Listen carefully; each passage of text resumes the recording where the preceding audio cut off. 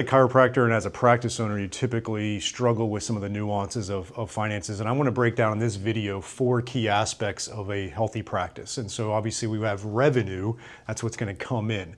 And that is not the only solution to a healthy practice. But in this first lesson we go over in this online course is going to be how to generate revenue. Revenue does oftentimes solve issues, okay? But we definitely want to have good revenue.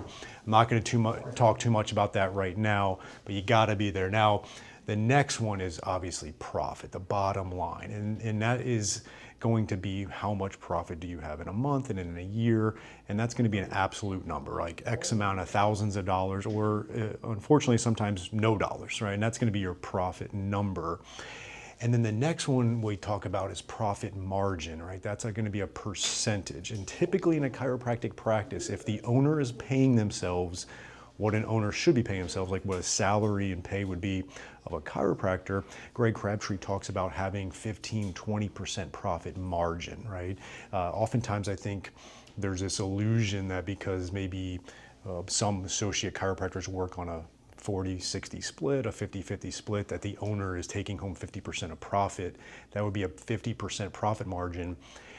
If you ever do see that, that's the owner not paying themselves yet and then counting all of it as profit and then taking it from there. But in a real structured way that should be done, you're going to include your pay in there and then what your profit margin is. And you want to know what that is.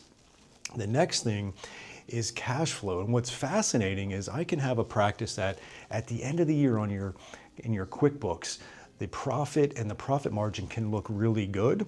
And you could say, but throughout the year, I just was struggling financially. And that's cash flow. That's when money is coming in and when money is going out. And it has to flow in a particular way to where you have confidence in the cash flow. And we have certain strategies to do that. Christine Odell in the online course is going to break down cash flow and how you can navigate that. And so you could have a practice that is not cash flowing well, but at the end of the year ended up with profit margin, okay? We can have practices that are high revenue, but not enough profit. We can have some that are low revenue, but they're doing a really good job and their profit is good. And so we want to make sure that we look at the profit margin. Yeah, like if you said you were 25% profit margin, that's a really good number, but there's also the absolute part of that, right? Like, so 25% of $1 million revenue, that's $250,000 in profit. That's really good.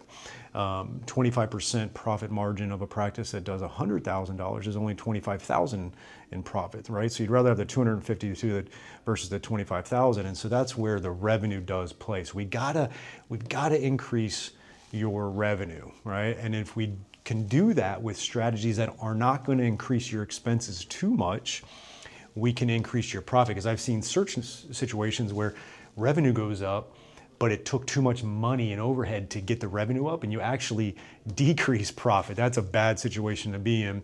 And then we want to try to maintain that 15-20% profit margin unless you're going to reinvest in a doctor, or maybe you're moving offices. There can be a temporary decrease in that margin that you're reinvesting in to then have the growth in it. So we want to have good profit margin.